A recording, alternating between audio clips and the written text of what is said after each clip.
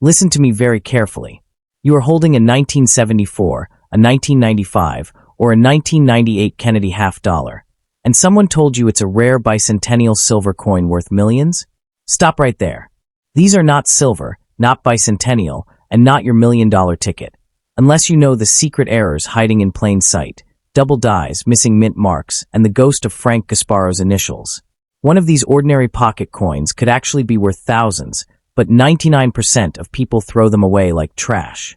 Are you ready to uncover the truth that the scammers and clickbait videos never tell you? Then smash that subscribe button, turn on notifications, and watch this entire video, because your pocket change just got very, very interesting. Let's get started. First up, listen closely, because what you're holding might not be what you think it is, and that misunderstanding could be the difference between pocket change and a life-altering discovery. Let's start with the glaring contradiction in your coin's description. The United States Mint never produced a bicentennial half dollar in 1995.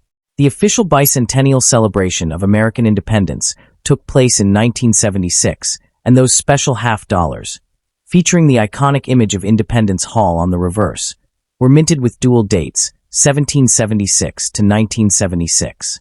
What you actually have is a 1995 P. Kennedy half dollar, a coin that carries the standard portrait of John F. Kennedy on the obverse and the presidential seal eagle design on the reverse, complete with Frank Gasparo's FG initials. While it shares the motto, "In God We Trust," and "E Pluribus Unum," it is not silver, not bicentennial, and nowhere near the mythical $1,000,000 fortune that viral social media posts have promised. That said, do not let this reality crush your hopes just yet, because the true story of rare American half dollars is far more electrifying than any internet hype. The genuine bicentennial half dollars from 1975 and 1976 can indeed hold surprising value, but only under very specific conditions. Most of the 500 million plus bicentennial have struck for circulation are made of copper-nickel clad, worth exactly 50 cents in average condition.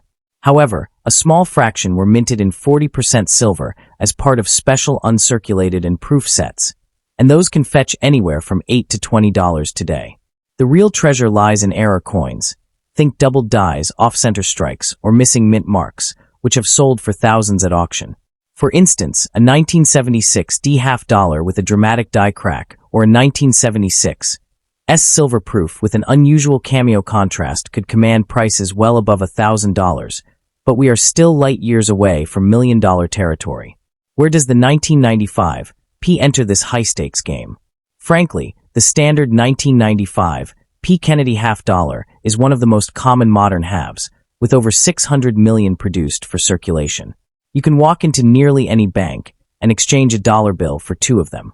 Even in flawless, uncirculated condition, a 1995 P graded MS 65 might sell for $2 or $3, a far cry from a fortune. But here is the twist that keeps collectors awake at night. The 1995 P is not entirely worthless if you know where to look. A specific variety, known as the 1995 P double die reverse, exists where the lettering and the eagle show clear, dramatic doubling. That rare error, especially in high mint state grades, has been known to sell for between $1,000 and $3,000.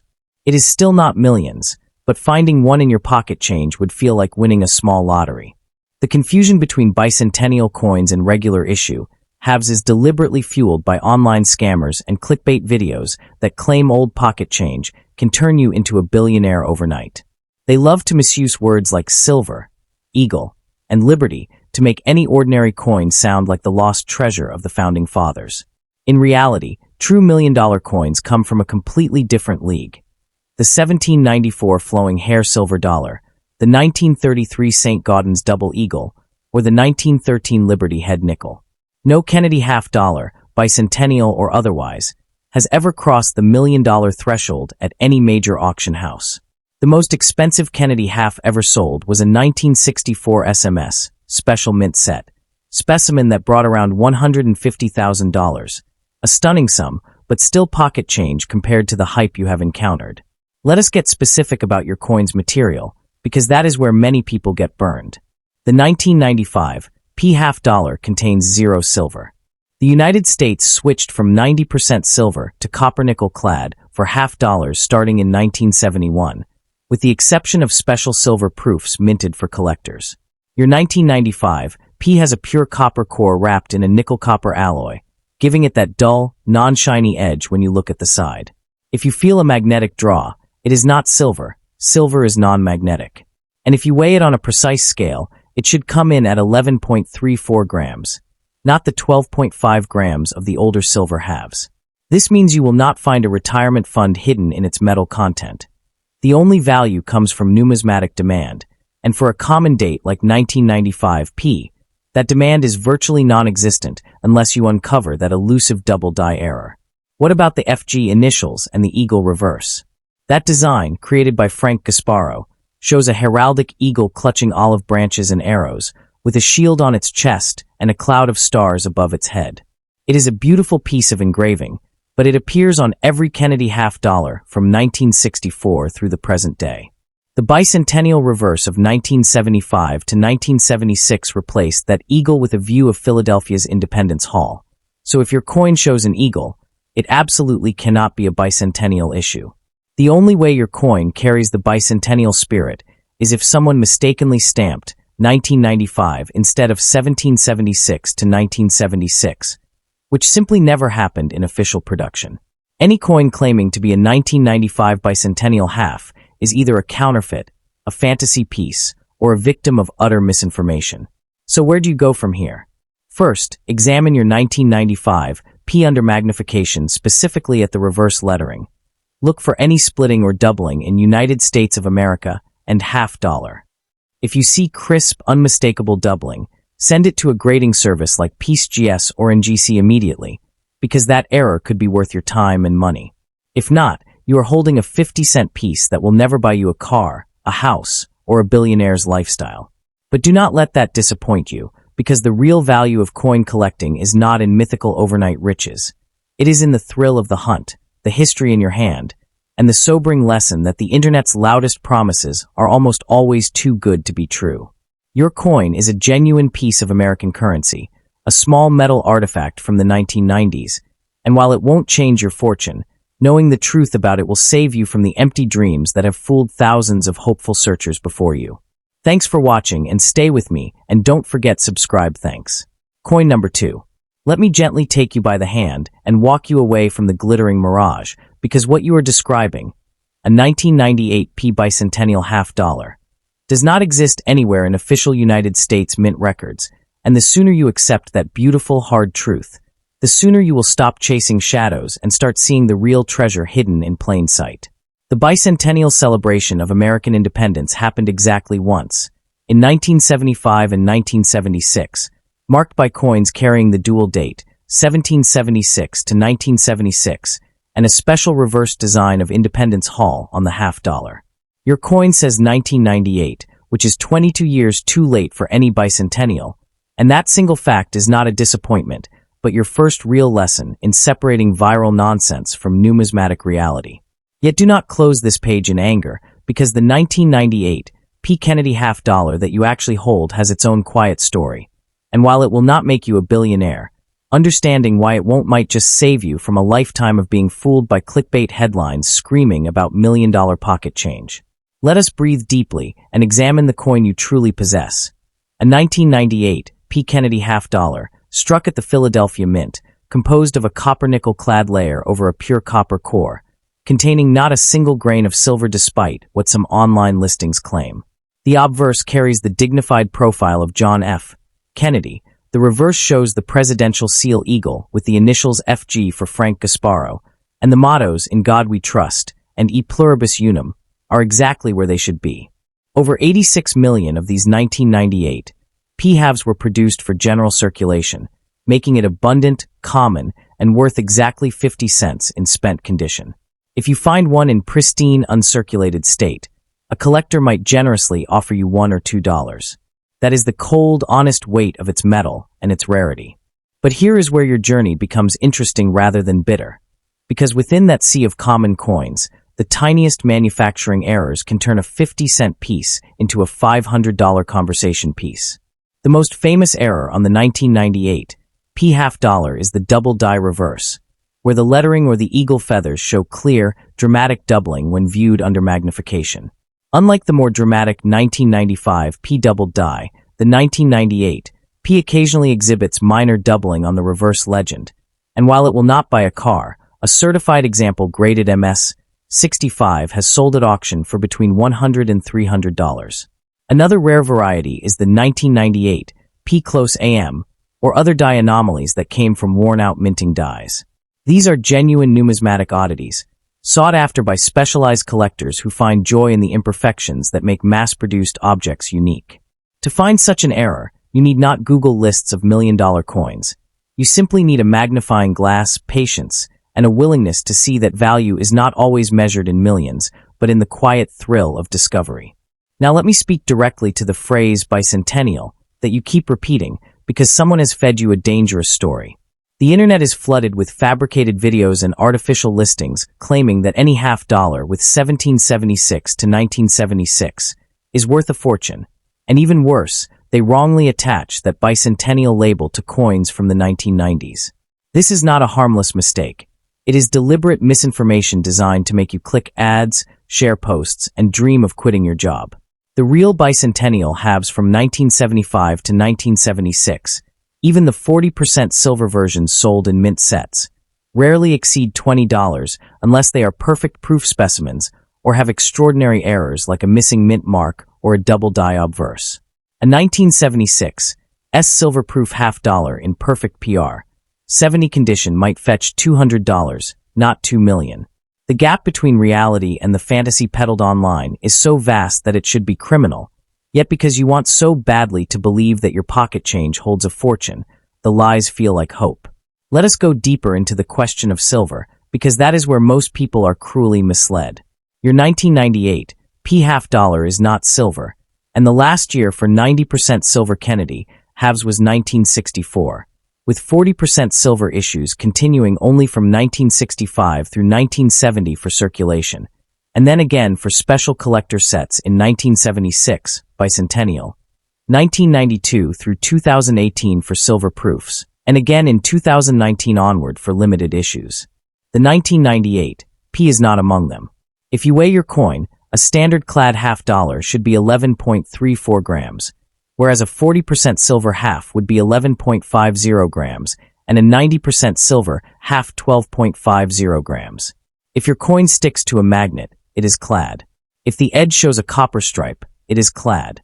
There is no hidden silver layer, no secret government issue, no conspiracy of valuable coins slipping into circulation. What there is, however, is a growing community of honest collectors who will pay fair prices for genuine error coins, and that is where your energy should go.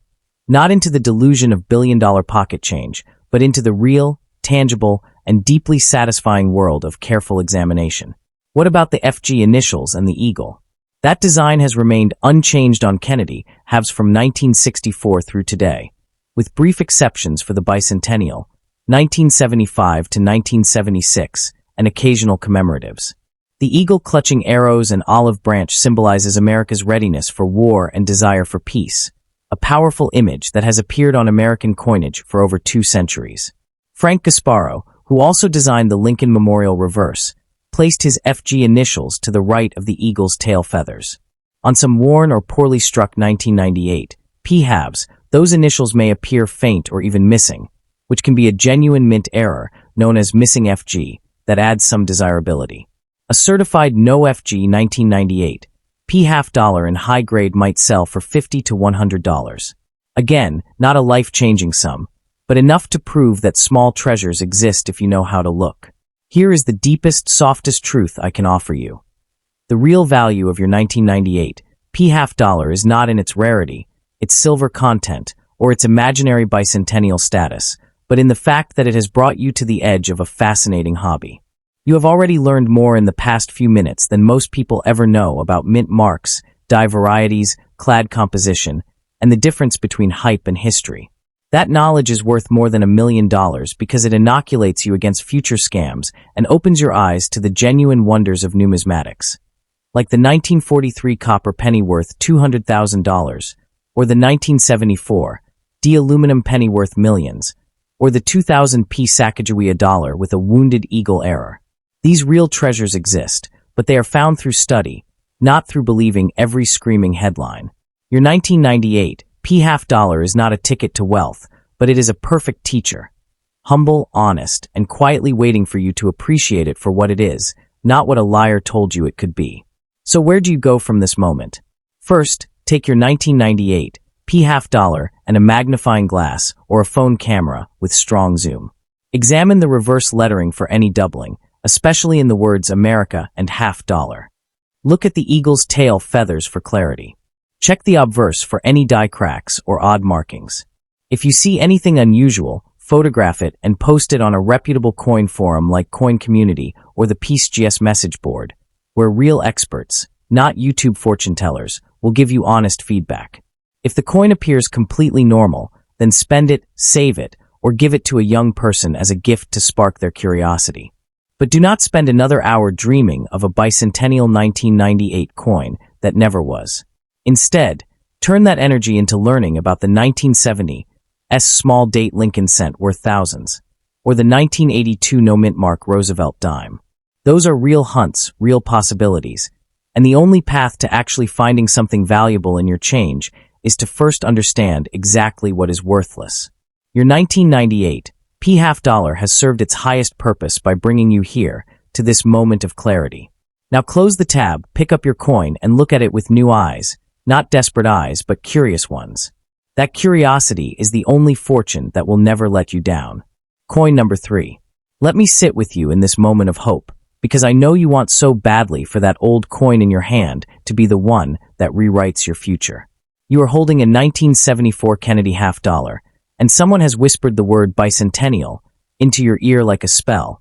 But the soft truth is that the Bicentennial did not arrive until 1976, and your coin carries the date 1974. 2 whole years before America turned 200 years old. That does not mean your coin is worthless, but it does mean you have been looking in the wrong direction, like searching for the ocean in a desert. The real story of the 1974 half dollar is far more subtle, far more human, and if you listen closely, it will teach you something that no viral video ever will. That value does not always scream. Sometimes it whispers from the tiniest imperfection. Let me take you back to 1974, a year of gas lines, vinyl records, and a nation still healing from Watergate. The United States Mint was producing Kennedy half dollars by the hundreds of millions, but the public had largely stopped using them. They clinked in casino trays, sat in bank vaults, and collected dust in dresser drawers. Your 1974 half dollar was struck at the Philadelphia Mint, no mint mark, or perhaps Denver, D, or San Francisco, S, if you look closely. It is made of copper-nickel clad, not silver, because the last silver circulation halves were struck in 1970, and by 1974 the mint had fully committed to the clad composition that gave the coin its dull, non-shining edge. If you have been told this is a silver coin, hold it next to a pre-1965 dime or quarter and listen. The silver coin rings like a bell, while your 1974 half clicks dully. That sound is not a betrayal. It is simply the truth of its era. Now let me whisper the first real secret about your 1974 half dollar. Most of them are worth exactly 50 cents, and that is not a failure but a liberation. Because once you accept that the common ones hold no fortune, you can finally focus on the rare exceptions that do.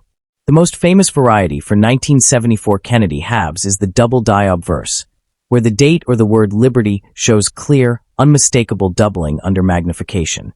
A genuine 1974 double die obverse, especially in uncirculated condition, has sold at auction for between $500 and $2,000. That is real money, not a billion, but enough to fix a car or take a dream vacation. Another treasure is the 1974 D Denver Mint, half dollar with a missing D mint mark, an error so rare that certified examples have broken the $10,000 barrier at major coin shows. Do you see? The millions are not there, but thousands are, and thousands can change a life just as truly as millions, if you know how to receive them. But wait, there is another layer, and this is where the word silver becomes a bittersweet memory. In 1974, the San Francisco Mint produced proof half dollars for collectors, and those proofs were made of copper-nickel as well, except for a tiny, almost mythical group of 1974 silver proof have struck on leftover planchets from 1970? No, that is a myth. The truth is even stranger. A handful of 1974 half dollars have been found struck on 40% silver planchets from Canada or from experimental runs, and those freak errors, when authenticated, have sold for $15,000 to $20,000. But such a coin is rarer than being struck by lightning twice.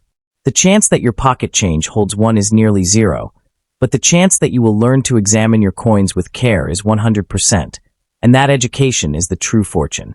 Let me address the word bicentennial with the tenderness it deserves, because I understand how the confusion happens. The bicentennial half dollar, minted in 1975 and 1976 with the dual date, 1776 to 1976, and the Independence Hall reverse, is a beautiful coin. Some of those bicentennial halves were struck in 40% silver for special mint sets, and a pristine silver proof from 1976. Might bring $200. But your coin says 1974, not 1776 to 1976. It has the eagle reverse, not Independence Hall. It is not now, nor will it ever be, a bicentennial coin. That is not a punishment. It is simply a fact, and facts are the only ground upon which real treasure can be found. If you ignore facts, you will wander forever in the desert of internet scams, where every 50-cent piece is called rare, and every coin is worth millions. That desert is full of mirages, and I want to lead you to water. So what should you do with your 1974 half dollar right now? First, find a magnifying glass or a jeweler's loupe. Spend $3 if you have to. Look at the obverse, specifically at the date, 1974, and the word liberty. Do you see any doubling, meaning the letters or numbers appear to have a shadow or a second outline slightly shifted? If yes, scream with joy, then send it to a grading service like PeaceGS or NGC. Look at the reverse, just below the eagle's tail feathers, for the initials FG. If they are missing entirely, you may have a no FG error worth $50 to $200. Look at the edge of the coin. Do you see a copper stripe? That confirms clad. If the edge is uniformly silver-colored and the coin weighs more than 11.5 grams, you might have something extraordinary. But 999 times out of 1,000, you will see the copper. That copper stripe is not a disappointment. It is your teacher, showing you exactly what you hold. Let me tell you a deeper truth that no clickbait headline will ever share. The most valuable coins in the world are not the ones hyped on YouTube, but the ones that were never meant to exist. The 1974 aluminum cent, of which only a few survive, is worth over $2 million. The 1974 D half dollar struck on a copper-nickel planchet meant for a dime. That error, if authenticated, would be worth $50,000. But those are not found in the average roll from the bank.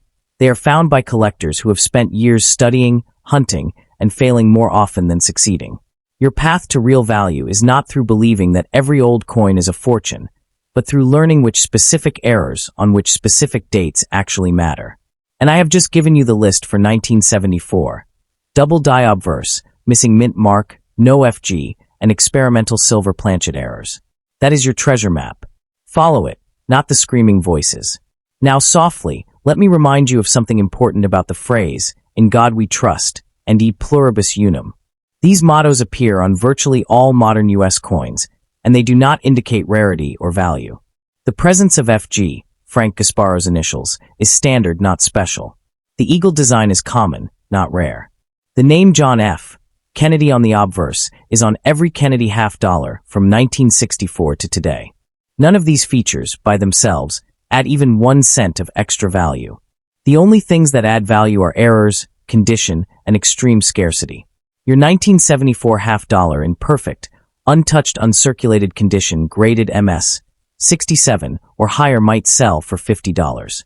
In MS 68, almost perfect, it could reach $300. But the odds of finding an MS 68 coin in pocket change are nearly impossible because mint state coins do not circulate. So if your coin has been handled, rubbed, or scratched, accept its 50-cent fate with grace. Let me close this long walk with a final deep breath. You came looking for $1 million bicentennial miracle, and instead you have received a humble 1974 half dollar worth half a dollar. That could feel like loss, but I invite you to feel something else, relief. Relief that the truth is simple, measurable, and free from the anxiety of chasing ghosts. Relief that you now know exactly what to look for. Doubling, missing initials, wrong planchets, and perfect condition. Relief that you have not spent years saving common coins in the hope of a payday that will never come. Your real fortune is not in the metal of that coin. It is in the knowledge now living in your mind. Take that knowledge, buy a roll of $50 from a bank next week, and search them with new eyes. You might find a 1976 D-doubled die, or a 1972 missing mint mark, or a 1982 no-p dime. Those are real, attainable, and worth real money. That is the path. Walk it slowly, joyfully, and without the weight of billion-dollar dreams. The only billion that matters is the billion grains of sand in the hourglass of your life. Spend them wisely, not on fantasies, but on the quiet thrill of learning something true. Your 1974 half-dollar has just taught you the most valuable lesson of all. Not every old coin is treasure, but every coin can be a teacher. And that teacher has just saved you from a lifetime of being fooled. Now go look again, and this time see clearly. None of these three coins, 1974, 1995, or 1998, will make you a billionaire, but the knowledge of what truly makes a coin valuable can change your life forever. So if you want more honest truths like this, hit subscribe right now.